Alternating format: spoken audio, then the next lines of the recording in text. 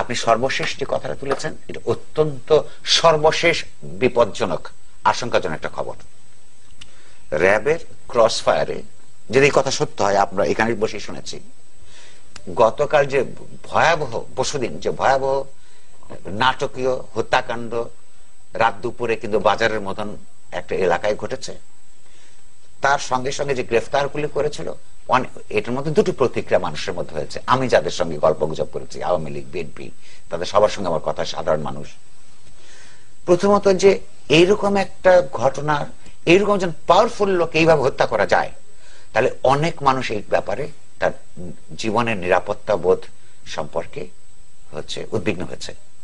পরের দিন আবার সঙ্গে সঙ্গে যখন খবর দেখেছে যে কিছু লোক গ্রেফতার হয়েছে, এই তৎপরতাকে সরকার কিন্তু, মানুষ কিন্তু পছন্দ করেছে। এরপরেই যখন গল্প শুনবে, আগামীকাল পত্রপত্রিকায় পড়বে যে র্যাবের ক্রসফায়ারের হত্যাকাণ্ড, র্যাবের ক্রসফায়ারের এই আষাঢ়ের গল্প বাংলাদেশে কেউ যে বিশ্বাস করে না, এর সম্ভবত র্যাবও জানে।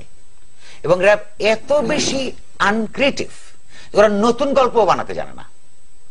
ফলে পরিষ্কারভাবে মানুষের কাছে ব্যাখ্যা হবে, কালেকটিভ কনসাসনেসের মধ্যে মানুষের ঢুকবে যে এই হত্যাকাণ্ডের পেছনে আরো বড় ধরনের রথী মহারথীরা ছিল।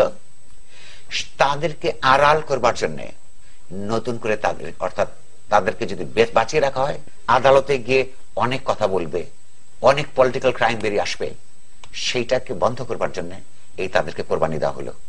অর্থাৎ রাষ্ট্রের দিক থেকে সর্বশেষ একটা অন্যায়, বেআইনি এবং অসাংবিধানিক কাজ করা হলো। এটা নিন্দনীয়।